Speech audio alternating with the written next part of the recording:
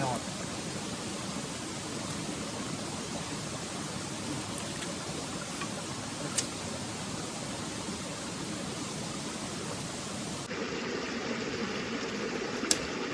พี่น้องโอ้ร้ายใจแรงแรงเราคุณทายเอาว่าร้ายยังหางทำมาตัดยอดไว้กันเลยเดี๋ยวมันสีมืดค่ำเนาะพี่น้องตอนนี้ก็2 โมงแล้วบ่าย 2แล้วคุณตาเป็นมื้อนี้บางคนบ่ได้ลงหูดเข่าเนาะบ่ได้ลงหูดเข่าหาของกินของอยากก่อนเพราะว่าบ่มีของกินพี่น้องใส่กับเลยกะหายอดวายตอนนี้การบางคนเพาะยอดวายแล้วใส่กับกระบอกมดเนาะนี่ใส่กับกระบอกมดยังอีก10 ปลายหลังนี่แหละมดบอนไซแล้วแล้วมาตัดยอดวายกันต่อนี่เนาะยอดวายใครเคยกินเนาะพี่น้องนี่ยอดวายเนี่ยโอ้ยการเอากันยากเลยมีน้ำมีเล็บแมวพี่น้องนี่มันเกาะตัวนี้นี่เกาะเนี่ยโอ้ยเอาออกยากคันเสือบกขาดนี่เกาะบกขาดเลยบกออกเลยคันเสือบกขาดนี่ยอดไว้กับบกไข่ใหญ่พี่น้องนี่หลายอยู่เดี๋ยวสินับ1 2จะเอาแต่1 2 3แล้วก็4 5 6 ยอดนะพี่น้องเดี๋ยวบางคนตัดก่อนทอนอย่าตัดกันเด้อพี่น้องของป่าของดง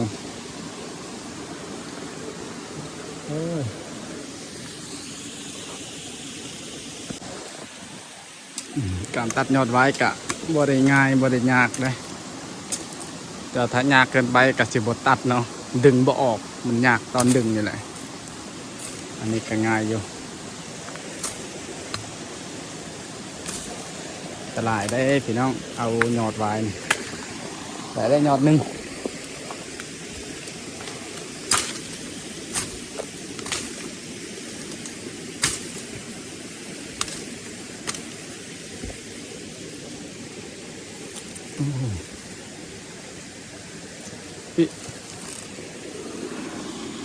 2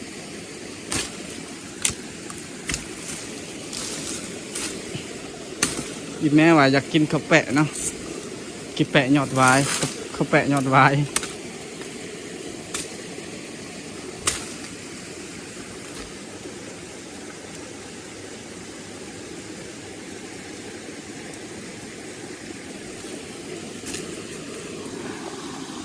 3แล้วยอด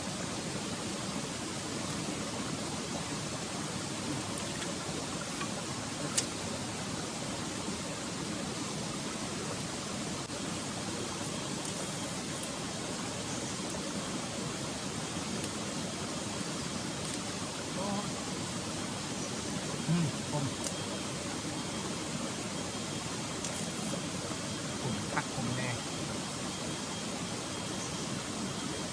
เดี๋ยว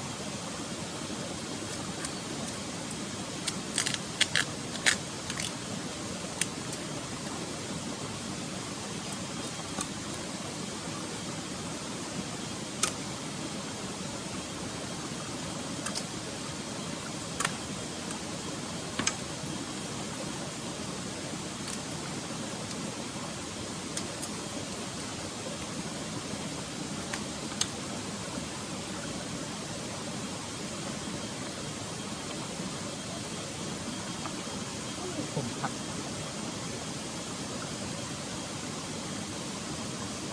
ยังเหลือหายอดเดี๋ยวมาตัดต่อ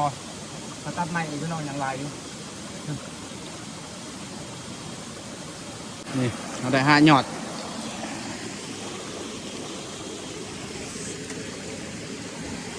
ปุ๊บทางนั้นยังลายมาตัดกันเนาะว่าสิได้จักยอด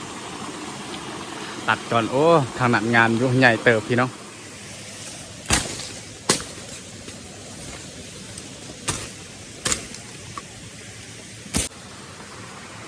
มีแต่ยอดงามๆพี่น้องว้าโถ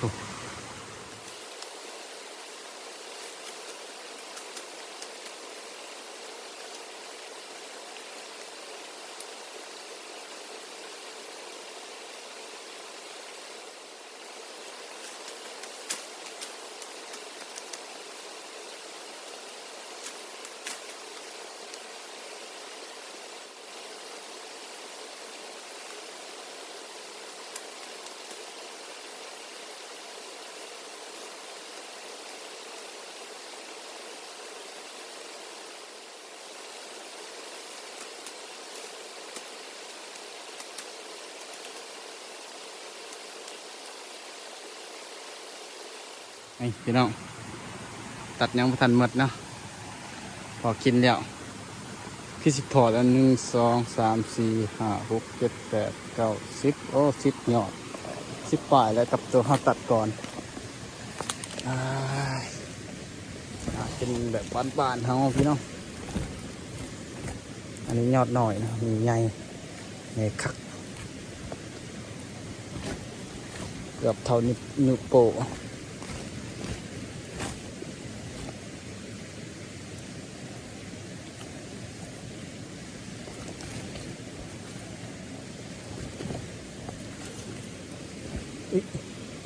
โอ้ถึกน้ำ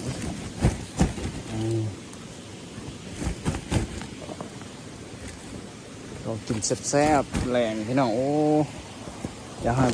หาต่อเนาะ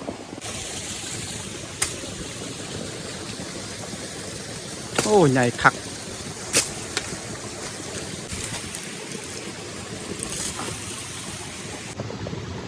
ได้แล้ว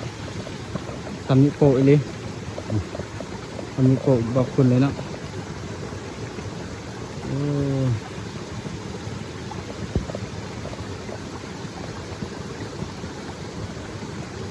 หนวดงามๆเลยไปเดี๋ยวขึ้นเพิ่งอีกเนาะแต่ซีมีอีกบ่โอ้หนามจะคักพี่น้อง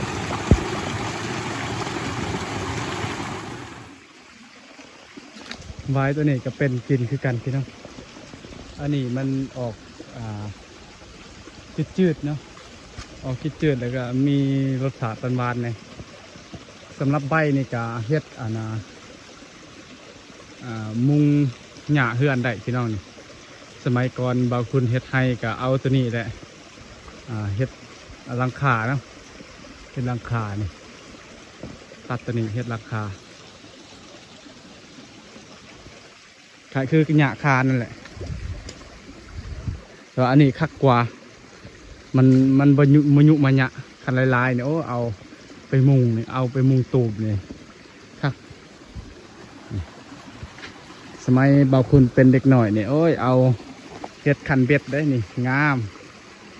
เอาอันนี้เฮ็ดคันเบ็ดไปตึกเบ็ดโอ้ยคักหลายคิดฮอดสมัยเด็กหน่อยไปเอาบัตัดบอลนี่เนาะมันสูงหลายมันยาวหลายดึงบ่ได้คือหนัก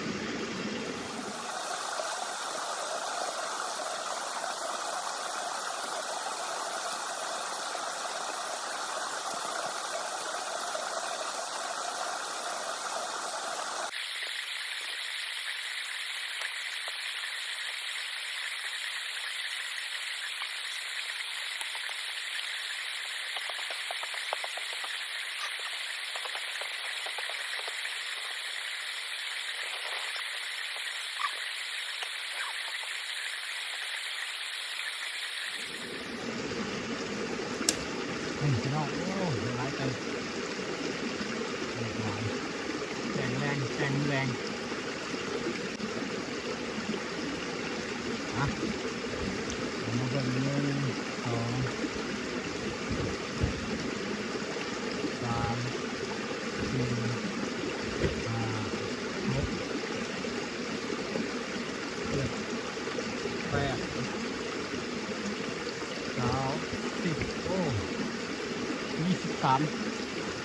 23หยอดโอ้ไปจับกันพี่น้องเดี๋ยวมันจะทำนะ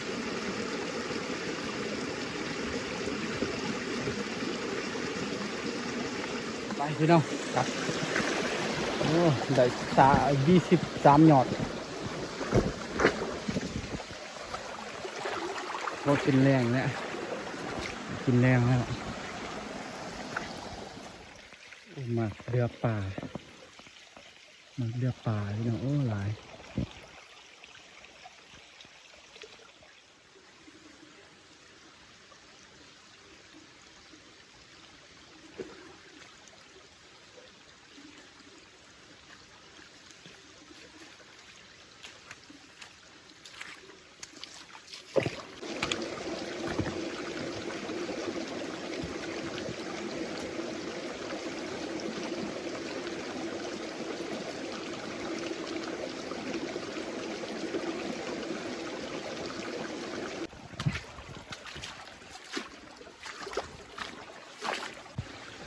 นี่พอมีป่าใช่ไหม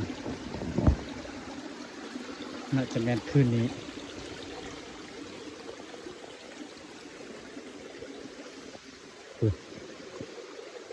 มาพุ่นใส่กับดักบนนั้นนะมันลงอาบน้ำลงกินน้ำ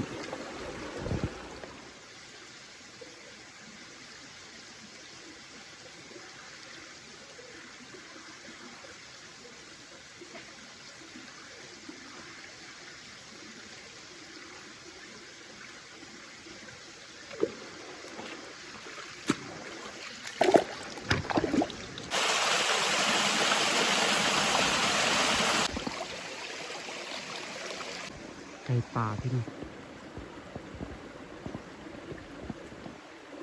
เห็นไหมไก่ป่าเห็นไหมโอ้เสียดายบ่มีปืนนะกินแล้วโอ้ไก่ป่าถ้ามีปืนนี่ยิงทันอยู่มันออกมาแต่นี้บางคนตัดไม้แป๊กพอดีมันบินชิวบินเตะคนมันมีปืนนี่ยิงทันอยู่โอเคพี่น้องตอนนี้หอดไทยเป็นที่เรียบร้อยแล้วโอ้ยเมื่อยหยอดไว้เคยน้อยหยอดไว้อยู่สวนอยู่ไฮตอนเสาร์โอ้ฝุ่นอยู่นั่นนะเดี๋ยวบอกคุณตัดบ่เหลือเลย มาทุดเข้าแล้วกับขี้คันมาตัดอีกพี่น้องเดี๋ยวเรากลับบ้านเนาะทุดเข้าวันประมาณกระเจาะ2 เจาะ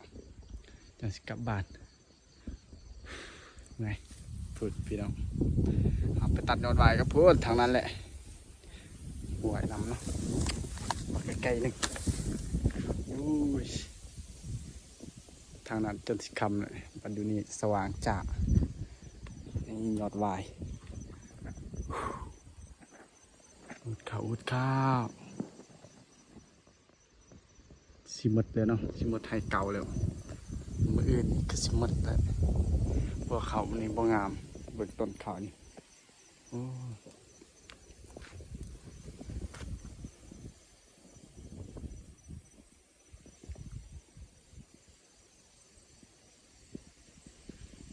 ไปเมื่อตัดบอนันกุกนอดหนึ่งโอ้คลิปนี้ยาวแหละคลิปนี้นี่ยาวเลยนอดเนี่ยก็งามอยู่ได้โอ้ใหญ่ก็ได้เด้อ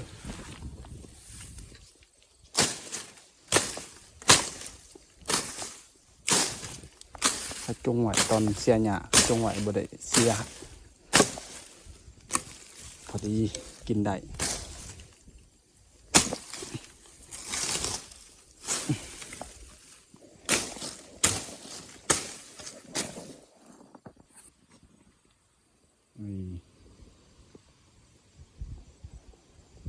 เก็บไว้24 ยอด